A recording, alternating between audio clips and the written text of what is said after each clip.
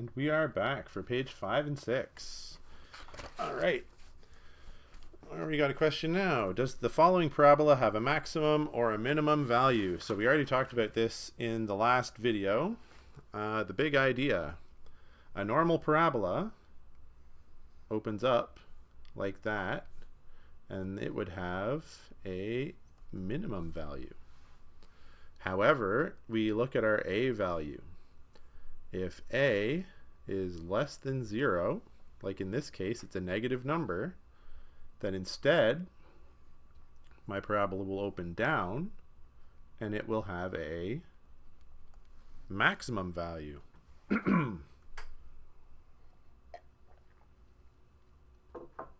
So in this case, negative value, it's upside down, it has a maximum. It has a maximum. And where is that maximum? That is our vertex. So our vertex is HK, but we need to switch the sign on our H. So our vertex is -2, 10.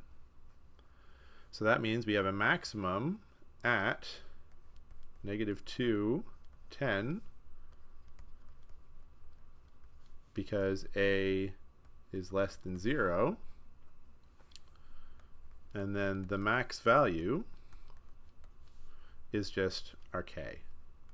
So a max value of 10. The highest value this relation will ever have is 10, because that is right there. Y is equal to 10, and it can never go above that. All right. More vertex form.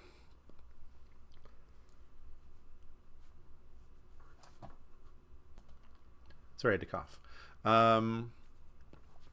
So vertex form. Y is equal to ax minus h squared plus k. Can we pick out the information we want? So this has a vertex of hk, and stretch, compression, and opening are based on a. So a equals -4, k equals, h equals +3 because we switched the sign on h, and k equals 5. So which direction was it open? Normally it would be up, but a is negative, so it's down. Does it stretch or compress? Well, if a is big, as in like bigger than 1, ignoring the negative sign, if the value is bigger than 1, then it's stretching. If it's between 0 and 1, so a decimal or a fraction between 0 and 1, positive or negative, then it's compressed.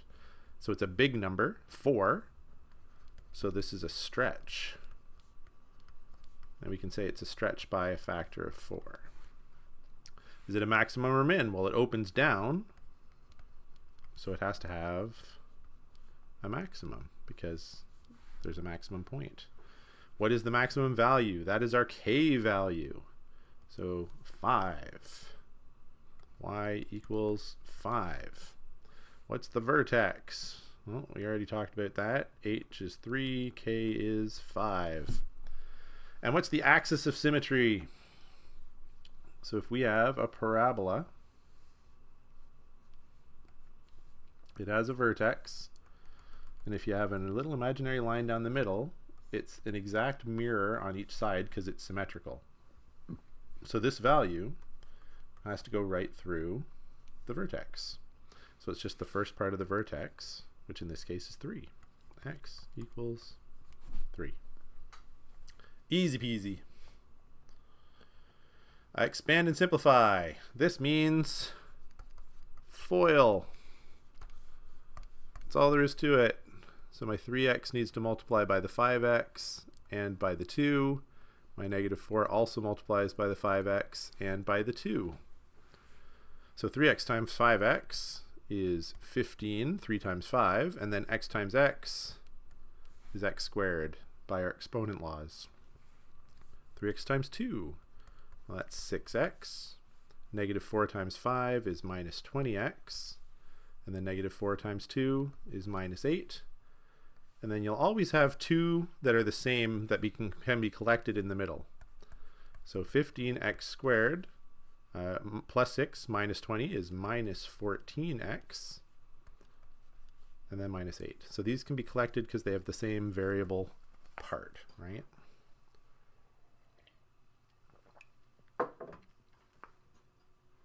All right, now we've got a perfect square.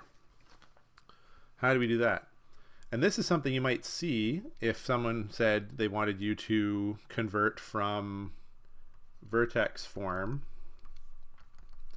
to standard form, for example. Because vertex form is y is equal to a times x minus h squared plus k, which means you'd have to expand and simplify that piece. And that's kind of like this.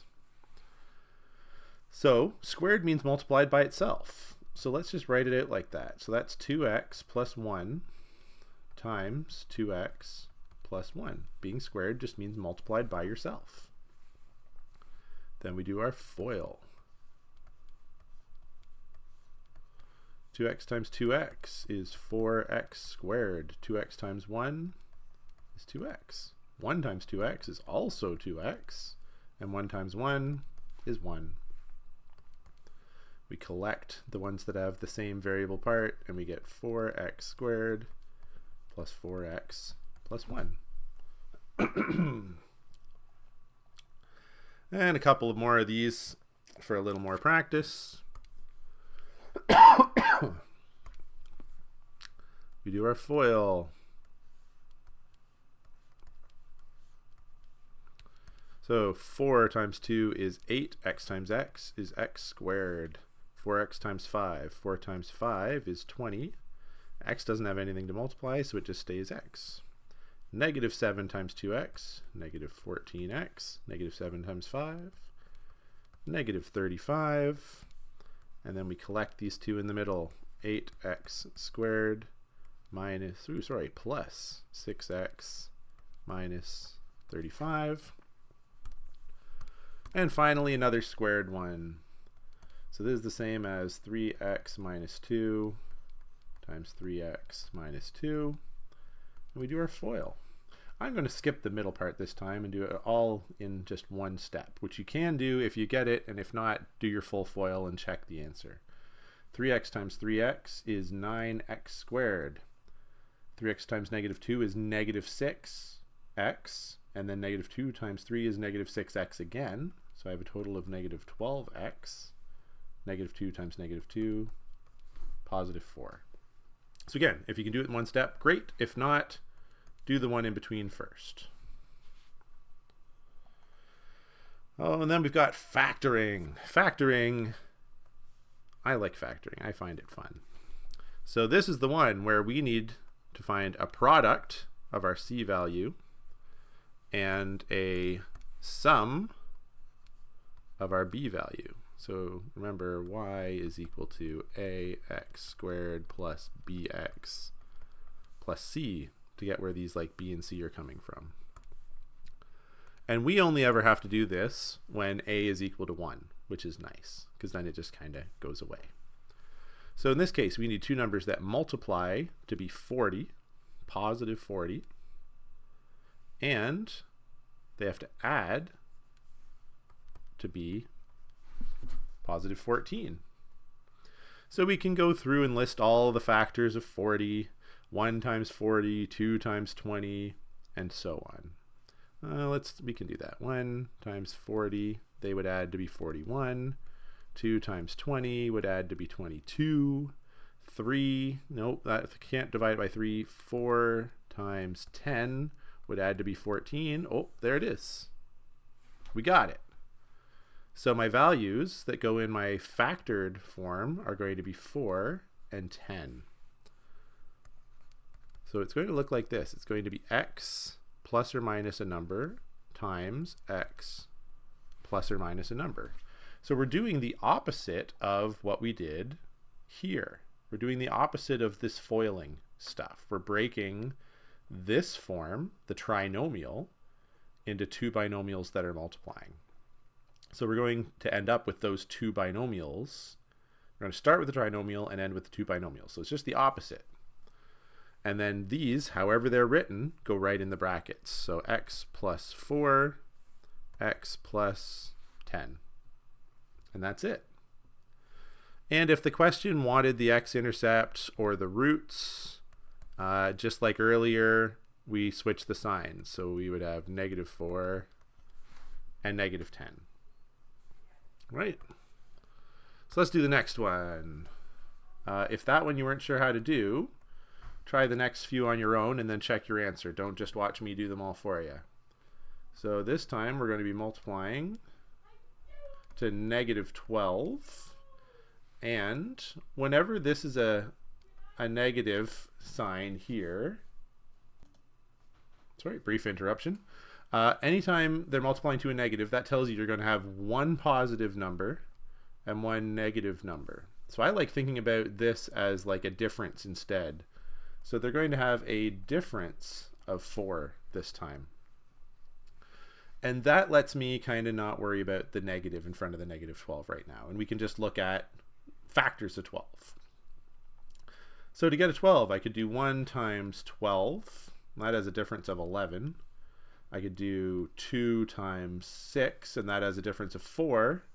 Well, there are my values. But now I got to think just a little bit. This has to multiply to -12. So 1 has to be positive and 1 has to be negative. So I look to the b value, 4.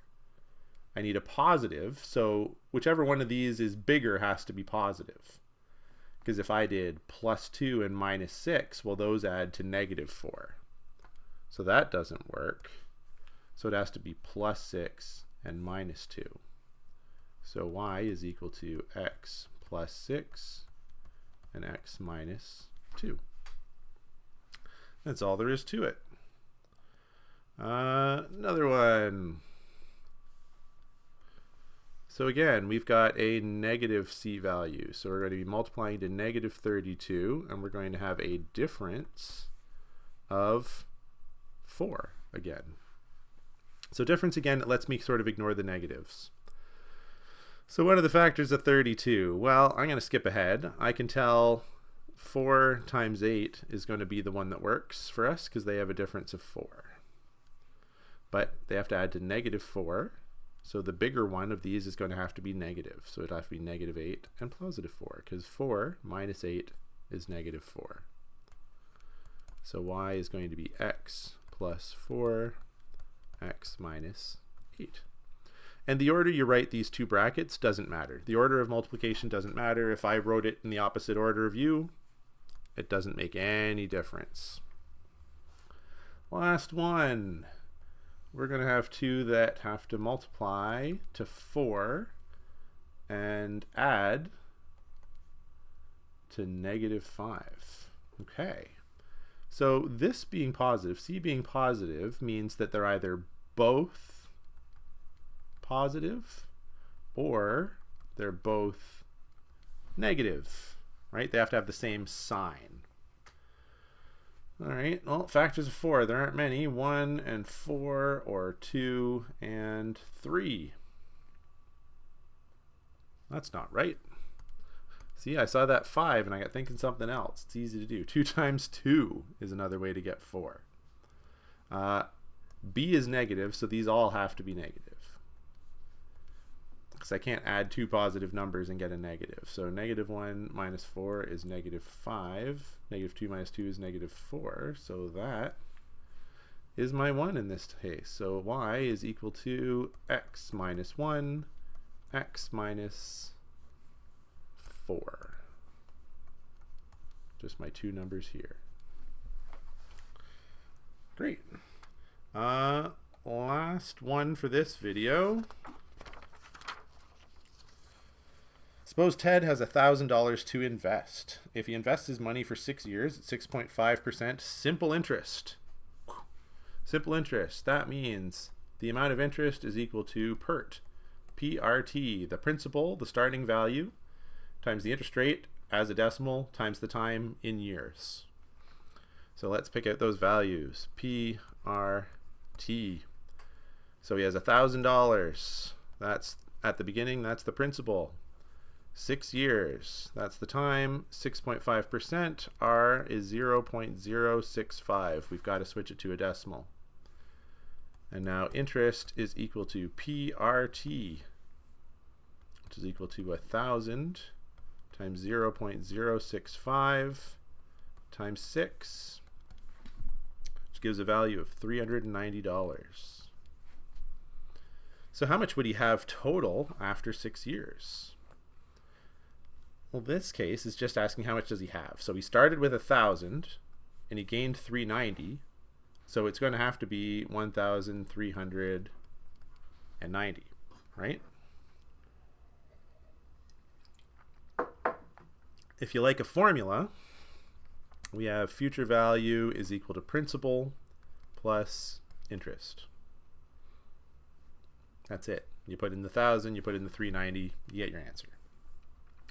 How long will it take him to double his money? This is one we loved. We did a bunch of.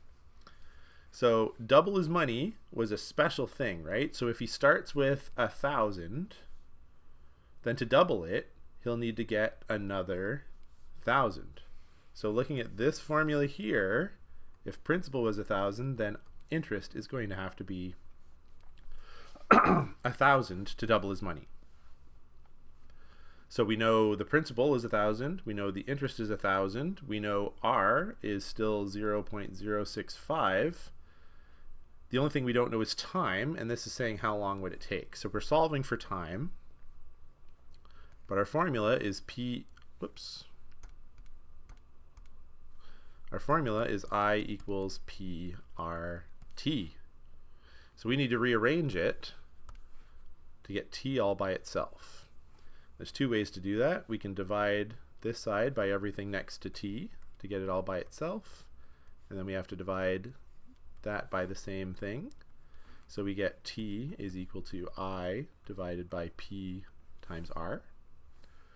Or we can use that pyramid thing, I, P, R, T. And in this one, you grab what you want to solve for, the T, and then you look at the relationship between what's left. I is on top, and P and R are on the bottom. So that gets at your formula that way too. So you basically remove that from the pyramid, I over P times R. That's all. So kind of like that. However you get here, you sub in your values. So we get 1,000 divided by 1,000 times 0.065. And this is one where you have to be a little careful, right? When we have multiple things in the denominator, you need to hit the divide button before each one. So on your calculator, you would do 1,000 divided by 1,000 divided by 0.065. Or you can notice 1,000 divided by 1,000 is just 1, and then it's just 1 divided by 0.065. Either way works. So T is going to be equal to 15.4, and everything in this is in years. So that'll be years. So it'd take 15.4 years to double your money if you were earning 6.5%. Finally, what interest rate would he need if he wanted to earn $750 in 6 years? So before, he only earned $390 in those same 6 years. So what interest rate is he going to need to earn $750? So he wants to make that much money. That's I. That's T. P is still the same at 1,000. So we need to find a formula for R. So you can rearrange the formula, or you can use the pyramid. Let's do the pyramid this time. I is equal to P, R, T. So it says you remove the one that you're solving for, and then everything else is just how it is. So R is going to be I over P times T. So 750 over 1,000 times 6. And again, multiple ways you can do this. You can work out the numerator and the denominator if you wanted and do 750 divided by 6,000. Or you can do 750 divided by 1,000 divided by 6. Whatever works best for your brain. And I will get 0.125. But interest rate should be a percentage. So we'll switch it to a percent. We'll multiply it by 100 and we get 12.5% would be the interest rate. 2 more pages down. I think that's halfway. Well, we're going to keep going and keep posting these, so we'll see you in the next one.